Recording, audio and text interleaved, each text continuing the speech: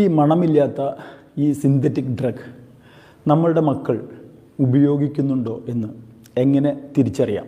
ഒരു രാജാവ് ഒരു യുവാവിനെ പിടിച്ചു കൊണ്ടുവന്നുകൊണ്ട് ആ യുവാവിനോട് പറയുന്നത്, നീ ഒരു പെണ്ണിനെ വ്യഭിചരിക്കണം, അത് തൻ്റെ സഹോദരിയാണ്.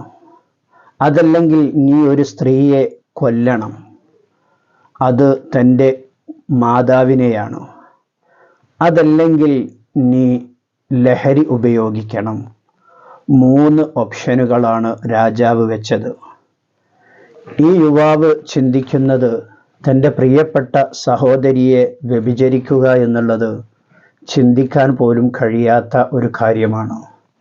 തൻ്റെ പ്രിയപ്പെട്ട മാതാവിനെ വധിക്കുക എന്നുള്ളത് അതിലേറെ ഗൗരവമുള്ള കാര്യമാണ്. എന്നാൽ ലഹരി ഉപയോഗിക്കുക എന്നുള്ളത് ഒരു നിമിഷത്തേക്കല്ലേ, ചെറിയ ഒരു കാര്യമല്ലേ എന്ന് ചിന്തിച്ചുകൊണ്ട് ആ യുവാവ് ലഹരി തിരഞ്ഞെടുക്കുന്നു. അങ്ങനെ ആ യുവാവ് ലഹരി ഉപയോഗിക്കുന്നു. ആ ഉപയോഗിച്ച ലഹരി അവൻ്റെ ശരീരത്തിലേക്ക് ശരിക്കും ഏൽക്കുന്നു. ആ സമയത്ത് തൻ്റെ മുന്നിലുള്ളതായിരിക്കുന്ന സഹോദരി അവനിക്ക് ഒരു നല്ല സുന്ദരിയായിരിക്കുന്ന ഒരു സ്ത്രീയായി അനുഭവപ്പെടുകയും ആ സഹോദരിയെ പിടിച്ച് ബലാത്സംഗം ചെയ്യാൻ വേണ്ടി, വ്യഭിചാരം ചെയ്യാൻ വേണ്ടി മുതിരുകയും ചെയ്യുന്നു. അങ്ങനെ വ്യഭിചാരത്തിൽ ഏർപ്പെട്ടപ്പോൾ ഇത് കണ്ടു നിന്ന പ്രിയപ്പെട്ട മാതാവ് വന്നുകൊണ്ട് ആ പൊന്നു മകനോട് പറഞ്ഞു, മകനെ അരുത്, അങ്ങനെ നീ ചെയ്യരുത്, നീ ചെയ്യുന്നത് നിന്റെ പ്രിയപ്പെട്ട സഹോദരിയെയാണ് എന്ന് പറഞ്ഞപ്പോൾ ആ മകൻ, ലഹരിയുടെ മത്തിനടിമപ്പെട്ടിരിക്കുന്ന ആ മകൻ തൻ്റെ പ്രിയപ്പെട്ട മാതാവിൻ്റെ കഴുത്തിന് പിടിച്ചിട്ട് ആ മാതാവിൻ്റെ കഴുത്ത് ഞെരിച്ചു കൊലപ്പെടുത്തുന്നു. ഇവിടെ ലഹരി എന്ന് പറയുന്ന ആ ലഹരി അവൻ ഉപയോഗിച്ചതോടുകൂടി അവൻ 3 തെറ്റുകളും ചെയ്തു. മുത്തുനബി സല്ലല്ലാഹു അലൈഹി വസല്ലമ തങ്ങൾ നമുക്ക് പഠിപ്പിച്ചു തരുന്നത് കാണാം, അൽ ഖംറു ഉമ്മുൽ ഖബായിസ്. ലഹരി എന്നുള്ളത് എല്ലാ തെറ്റുകളുടെയും ഉമ്മയാണ്. ലഹരി ഉപയോഗിക്കുന്നവനിക്ക് സ്വന്തം പെങ്ങളെന്നോ മാതാവെന്നോ ഉപ്പയെന്നോ നാട്ടുകാരനെന്നോ അയൽക്കാരിയെന്നോ സ്വന്തം ഭാര്യയെന്നോ ഒരു വ്യത്യാസവുമില്ല. എല്ലാവരും അവൻ്റെ കണ്ണിൽ സമന്മാരാണ്. അങ്ങനെയാണ് പ്രിയപ്പെട്ട മാതാവിനെ തലക്കടിച്ചു കൊല്ലുന്നത്, പ്രിയപ്പെട്ട വാപ്പയെ അടിച്ചു കൊല്ലുന്നത്, തനിക്ക് വാത്സല്യം തന്നിരുന്ന തൻ്റെ പ്രിയപ്പെട്ട ഉമ്മുമ്മയെ കൊലപ്പെടുത്തുന്നത്. ഇതിൻ്റെ പല രൂപങ്ങൾ ഇന്ന് നാം വാർത്താ മാധ്യമങ്ങളിലൂടെ കേട്ടുകൊണ്ടിരിക്കുന്നു.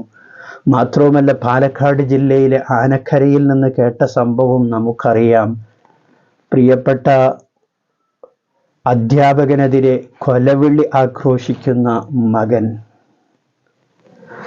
അതിലേറെ നമ്മെ ചികിത്സിക്കേണ്ട 15ഓളം ഡോക്ടർമാർ, തൃശ്ശൂർ ജില്ലയിലെ ഒരു മെഡിക്കൽ കോളേജിലെ 15ഓളം ഡോക്ടർമാർ സ്ഥിരമായി മയക്കുമരുന്ന് ഉപയോഗിച്ചു കൊണ്ടിരിക്കുന്നു എന്ന് പറയുമ്പോൾ ഇതിൻ്റെയൊക്കെ ഗൗരവം എത്രമാത്രമാണ് നാം വളരെയധികം ചിന്തിക്കേണ്ടതുണ്ട്.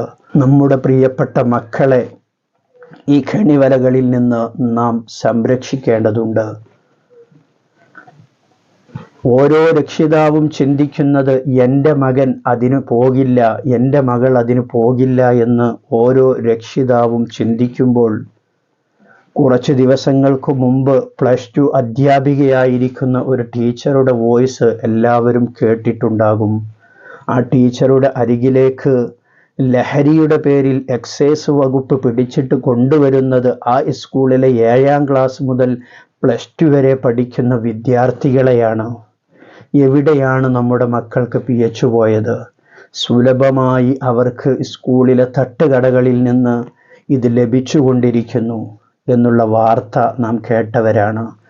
സ്കൂളിനടുത്തുള്ള ഐസ്ക്രീം പാർലറുകളിൽ നിന്ന് ഇവർക്ക് ലഹരി നുണയാൻ കിട്ടുന്നു.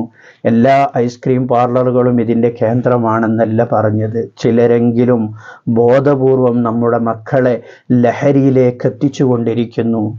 ഒന്നോ രണ്ടോ തവണ നമ്മുടെ മക്കൾ അറിയാതെ അവർക്ക് ലഹരി നൽകുന്നതോടുകൂടി നമ്മുടെ മക്കൾ അതിനടിമപ്പെട്ടു പോകുന്നു. പിന്നീട് അവർക്ക് ഇത് കിട്ടാതെ വരുമ്പോൾ അവർക്ക് ഇത് തേടിപ്പിടിക്കുന്നു. എവിടെയാണിതുള്ളത് അവിടത്തേക്ക് ഇവർ തേടിപ്പിടിച്ച് നമ്മുടെ മക്കൾ പോയിക്കൊണ്ടിരിക്കുന്നു എന്നുള്ള സത്യം ഓരോ രക്ഷിതാവും മനസ്സിലാക്കേണ്ടതുണ്ട്. MDM എന്ന് പറയുന്ന മാരകമായിരിക്കുന്ന ലഹരി ഒരു വട്ടം ഉപയോഗിച്ചാൽ 24 മണിക്കൂർ കഴിഞ്ഞ് അവനിക്കത് കിട്ടാതെ വരുമ്പോൾ അവൻ വലിയ അക്രമാസക്തനായി മാറുന്നു. അവൻ്റെ തലക്കുള്ളിൽ മാനസികമായിരിക്കുന്ന പിരിമുറുക്കം അവനിക്ക് അനുഭവപ്പെടുന്നു.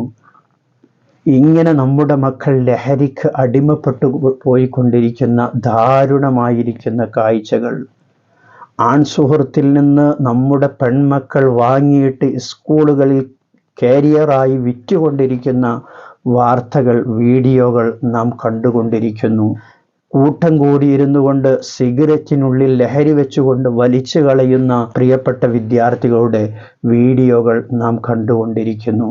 നമ്മുടെ മക്കൾ നമ്മുടേതല്ലാതായി മാറിക്കൊണ്ടിരിക്കുന്ന ദാരുണമായിരിക്കുന്ന കാഴ്ചകളാണ് പ്രിയപ്പെട്ട രക്ഷിതാക്കളെ നാം കണ്ടുകൊണ്ടിരിക്കുന്നത്.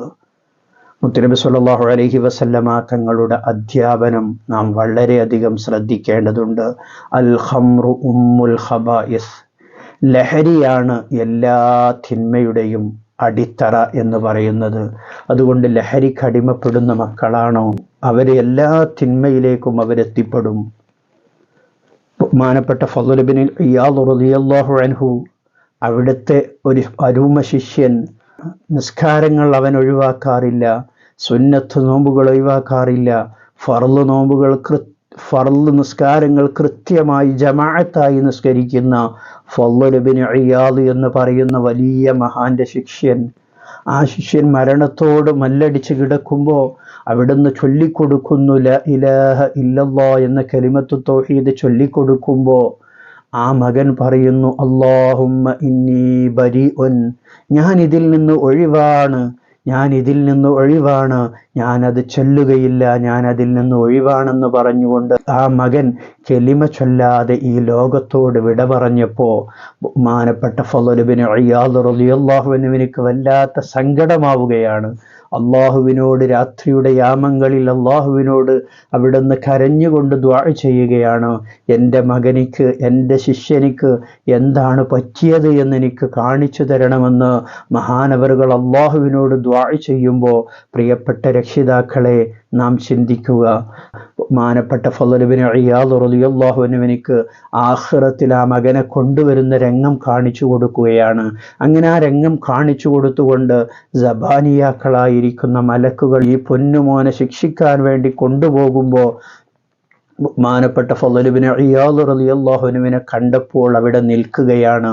ആ സമയത്ത് ഫളൽ ഇബ്നു ഇയാദ് റളിയല്ലാഹു അൻഹു ആ പൊന്നുമോനോട് ചോദിക്കുന്നത്, മോനെ, എന്തുകൊണ്ടാണ് നിനക്ക് കലിമ ചൊല്ലി മരിക്കാൻ കഴിയാത്തൊരവസ്ഥയുണ്ടായത് എന്ന് ചോദിക്കുമ്പോൾ ആ പ്രിയപ്പെട്ട മകൻ അവിടുന്ന്, പ്രിയപ്പെട്ട ശിഷ്യൻ അവിടുന്ന് ഫളൽ ഇബ്നു ഇയാദ് തങ്ങളാകുന്ന ഉസ്താദിനോട് പറഞ്ഞത്, ഉസ്താദേ, എനിക്കൊരു രോഗമുണ്ടായിരുന്നു, ഒരുപാട് ഡോക്ടർമാരെ ഞാൻ കാണിച്ചു, ഒരുപാട് വൈദ്യന്മാരെ ഞാൻ കാണിച്ചു, ആ രോഗത്തിനൊരു ശമനവും ലഭിക്കുന്നില്ല. അവസാനം ഞാൻ കാണിച്ച ഒരു വൈദ്യൻ എന്നോട് പറഞ്ഞത്, നിങ്ങൾ മാസത്തിലൊരിക്കൽ ഇത്ര അളവിൽ ലഹരി ഉപയോഗിക്കണം, എന്നാൽ നിങ്ങളുടെ രോഗത്തിനൊക്കെ ശമനം വരുമെന്ന് പറഞ്ഞപ്പോൾ ആരും അറിയാതെ എല്ലാ മാസവും ആ വൈദ്യൻ പറഞ്ഞതനുസരിച്ചുള്ള അളവിലുള്ള ലഹരി ഞാൻ ഉപയോഗിക്കാറുണ്ട് എന്ന് ഫളൽ ഇബ്നു ഇയാദ് തങ്ങളോട് അവിടുന്ന് അരുമ ശിഷ്യൻ പറഞ്ഞപ്പോൾ അവിടുന്ന് ഈമാൻ കിട്ടാതെ ആ ശിഷ്യൻ മരിച്ചു പോകാൻ കാരണമായത് ലഹരി ഉപയോഗമാണെങ്കിൽ പ്രിയപ്പെട്ടവരെ, ലഹരി ഉപയോഗിക്കുന്നവർക്ക് അള്ളാഹുവിൻ്റെ അരികിൽ ഒരു മാപ്പുമില്ലാത്ത ശിക്ഷയാണ്. അള്ളാഹു അവനെ നരകത്തിൻ്റെ അഗ്നികുണ്ഡത്തിലേക്ക് അവനെ വലിച്ചെറിയപ്പെടും. മാത്രവുമല്ല, വ്യഭിചാരികളായിരിക്കുന്ന ആളുകൾ, ദുനിയാവിൽ നിന്ന് വ്യഭിചരിച്ച് തൗബ ചെയ്യാതെ അള്ളാഹുവിൻ്റെ അരികിലേക്ക് എത്തുന്ന വ്യഭിചാരികളായിരിക്കുന്ന ആളുകൾ, അവരെ നരകത്തിലേക്ക് ഇട്ടുകൊണ്ട് അവരുടെ മുൻദ്വാരത്തിലെയും പിൻദ്വാരത്തിലൂടെയും ചീഞ്ഞൊലിക്കുന്ന തീനത്തുൽ ഖബായിൽ എന്ന് പറയുന്ന ദുർഗന്ധം വമിക്കുന്ന ആ വെള്ളം കള്ള് കുടിക്കുന്നവനിക്ക് കുടിക്കാൻ കൊടുക്കുമെന്ന് മുഹമ്മദ് മുസ്തഫ സ്വല്ലല്ലാഹു അലൈഹി വസല്ലമ തങ്ങൾ നമ്മെ പഠിപ്പിച്ചത് കാണാൻ കഴിയും. പ്രിയപ്പെട്ടവരെ, ലഹരി ഉപയോഗിക്കുക എന്നുള്ളത് വളരെ ഗൗരവമുള്ള കാര്യമാണ്. മാതാവാരാണെന്നും പിതാവാരാണെന്നും സ്വന്തം മക്കളാരാണെന്നും ഭാര്യയാരാണെന്നും സഹോദരി ആരാണെന്നും തിരിച്ചറിയാത്ത ഒരു സമൂഹമായി ലഹരി ഉപയോഗിക്കുന്നവർ മാറുമെന്നുള്ളത് തീർച്ചയാണ്. എങ്ങനെയാണ് ലഹരി ഉപയോഗിക്കുന്ന മക്കളെ, എങ്ങനെയാണ് നമുക്ക് മക്കളെ ലഹരിയിൽ നിന്ന് മുക്തരാക്കാൻ കഴിയുക? നാം അവരെ വളരെയധികം ശ്രദ്ധിക്കേണ്ടതുണ്ട്. അവരുടെ മൊബൈൽ ഫോൺ, അവരുടെ റൂമുകൾ, അവരുടെ കൂട്ടുകെട്ട്, അവരാരോടെല്ലാം ഇടപഴകുന്നു, എങ്ങോട്ടെല്ലാം തൻ്റെ മകൾ പോകുന്നു, തൻ്റെ മകൻ പോകുന്നു എന്ന് കൃത്യമായി നാം ശ്രദ്ധിക്കേണ്ടതുണ്ട്. ലഹരി ഉപയോഗിച്ച് തുടങ്ങുന്നതിൻ്റെ അടയാളങ്ങൾ, നമ്മുടെ മക്കളുടെ റൂമുകൾ നാം പരിശോധിക്കേണ്ടതിൻ്റെ ഒരവസ്ഥ, ഒരു ഘട്ടം, ലഹരി ഉപയോഗിക്കുന്നത് എങ്ങനെയാണ് എന്നുള്ളത് ഒരു പോലീസുകാരൻ പറയുന്ന കൂടി നമുക്ക് കേൾക്കാം. കേട്ട് ഈ വീഡിയോ അവസാനിപ്പിക്കാം. അല്ലാഹു സുബ്ഹാനഹു തആല നമ്മെ എല്ലാവരെയും നന്നാക്കി തരുമാറാകട്ടെ. ഈ വീഡിയോ നിങ്ങളെല്ലാവരിലേക്കും ഷെയർ ചെയ്തു കൊടുക്കണമെന്ന് ഓർമ്മപ്പെടുത്തി അല്ലാഹു സുബ്ഹാനഹു തആല എല്ലാ മാരകമായിരിക്കുന്ന മയക്കുമരുന്ന് ലഹരി ഉപയോഗത്തിൽ നിന്ന് നമ്മുടെ മക്കളെയൊക്കെ കാത്തുരക്ഷിക്കുമാറാകട്ടെ. ആമീൻ ബിറഹ്മതിക യാ അർഹമർ റഹീമീൻ. മറ്റൊരു വീഡിയോയിൽ മറ്റൊരു വിഷയവുമായി നമുക്ക് വീണ്ടും കാണാം. സ്നേഹത്തോടെ അസ്സലാമു അലൈക്കും വറഹ്മത്തുള്ളാഹി. ഞാൻ ഈ തവണ ഇവിടെ പറയാൻ പോകുന്നത് ലഹരിയുടെ ലോകത്തിലെ ഒരു കൊടും വിഷത്തെക്കുറിച്ചിട്ടാണ്. പേര് MDMA, പൂർണ്ണരൂപം മെത്തലിൻ ഡയോക്സി മെത്താംഫിറ്റമീൻ. കാഴ്ചയിൽ കൽക്കണ്ടം പോലെ അല്ലെങ്കിൽ ഉപ്പിൻ്റെ കല്ല് പോലെ, അതും അല്ലെങ്കിൽ പഞ്ചസാര പോലെ തോന്നിയിരിക്കും. കൂടുതലും ഉപയോഗിച്ച് വരുന്നത് വിദ്യാർത്ഥികൾ, അതിലേറെയും +2 വിദ്യാർത്ഥികളും പ്രൊഫഷണൽ കോളേജിലെ വിദ്യാർത്ഥികളും. അവർക്കിടയിൽ ഇതിനെ വിളിപ്പേര് മെത്ത്, എം അല്ലെങ്കിൽ കല്ല്, പൊടി എന്നിങ്ങനെ കോമൺ ആയിട്ടാണ് 4 പേരിലാണ് ഇവർ അറിയപ്പെടുക. ആദ്യത്തെ ഉപയോഗത്തിൽ തന്നെ അഡിക്റ്റ് ആവാനുള്ള സാധ്യത വളരെയേറെ. ഇവർ ഉപയോഗിക്കുന്ന രീതിയെ ലൈനിടുക എന്നാണ് അറിയപ്പെടുന്നത്. ഈ മണമില്ലാത്ത ഈ സിന്തറ്റിക് ഡ്രഗ് നമ്മളുടെ മക്കൾ ഉപയോഗിക്കുന്നുണ്ടോ എന്ന് എങ്ങനെ തിരിച്ചറിയാം? നമ്മൾ 8ാം ക്ലാസ് മുതലേ നമ്മളുടെ മക്കൾ ഉപയോഗിക്കുന്ന ഡ്രസ്സ്, അവരുടെ ബാഗ്, അവർ ഉപയോഗിക്കുന്ന റൂം, മറ്റു ഇടങ്ങൾ ആഴ്ചയിൽ 2-3 തവണയെങ്കിലും നമ്മൾ പരിശോധിക്കണം. ഈ സമയത്ത് നമ്മൾ ചുരുട്ടിയ നിലയിലുള്ള നോട്ട് കിട്ടുക, അതുപോലെ ഉപയോഗിക്കാത്ത 1-2 ATM കാർഡ് ഇവരുടെ പോക്കറ്റിൽ നിന്ന് അല്ലെങ്കിൽ ഇവരുടെ സ്ഥലത്ത് നിന്ന് കിട്ടുക, അതുപോലെ തന്നെ പ്ലാസ്റ്റിക്കിൻ്റെ ഇങ്ങനെ അമർത്താവുന്ന ചെറിയ പൗച്ച്, ട്രാൻസ്പെറൻ്റ് ആയിട്ടുള്ള പൗച്ച് ഇവരുടെ ബാഗിൽ നിന്ന് അല്ലെങ്കിൽ ഇവരുടെ ഇരിപ്പിടത്തിൽ നിന്ന് കിട്ടുക. ഇങ്ങനെ കിട്ടുകയാണെങ്കിൽ നമ്മൾ പേടിച്ചേ പറ്റൂ. കാരണം ഞങ്ങൾ പിടിക്കുന്ന വിദ്യാർത്ഥികളെ ഇത് നിങ്ങൾ എങ്ങനെയാണ് ഉപയോഗിക്കുന്നത് എന്ന് ചോദിക്കുമ്പോൾ അവർ എല്ലാവരും തന്നെ 90 അല്ല 100% വിദ്യാർത്ഥികളും പറയുന്ന രീതി എങ്ങനെയാണെങ്കിൽ, ഈ നോട്ടിൽ അല്പം ഒരു 1/4 ഗ്രാം MDMA ഡെപ്പോസിറ്റ് ചെയ്യും. അതിൽ ATM കാർഡ് കൊണ്ട് നല്ലപോലെ റബ്ബ് ചെയ്യുക. വേറെ ഒന്നും അവർ ഉപയോഗിക്കില്ല. ATM കാർഡ് കൊണ്ട് നല്ലപോലെ റബ്ബ് ചെയ്ത് വളരെ നൈസ് പൊടിയാക്കും. ഈ പൊടിയെടുത്ത് മൊബൈലിൻ്റെ ആ ഗ്ലാസ്സിന്മേ ഇടുക.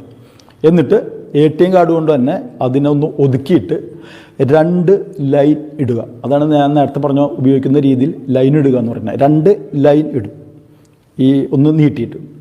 എന്നിട്ട് ഈ നോട്ട് തന്നെ ചുരുട്ടിയിട്ട് ഒരെണ്ണം മൂക്കിൻ്റെ ഉള്ളിൽ കയറ്റി വെച്ച് മറ്റ് മൂക്കടച്ച് ഈ മൊബൈലിലെ ഈ പൊടി നല്ല ശക്തമായിട്ട് ഒരു വലിച്ചെടുക്കുക. ഇതാണ് ഈ MDMA ഉപയോഗിക്കുന്ന എല്ലാവരും ഉപയോഗിക്കുന്ന, കേരളത്തിൽ ഉപയോഗിക്കുന്ന രീതി.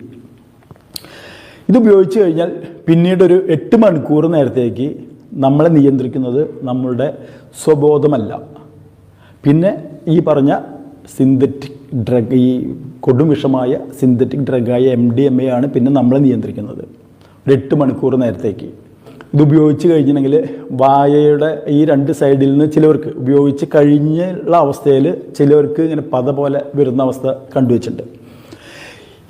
ഈ സമയത്ത് തന്നെ അവർക്ക് ഇഷ്ടമില്ലാത്ത എന്തെങ്കിലും വാചകം നമ്മൾ പറഞ്ഞാൽ അവരുടെ പ്രതികരണം ഭീകരമായിരിക്കും.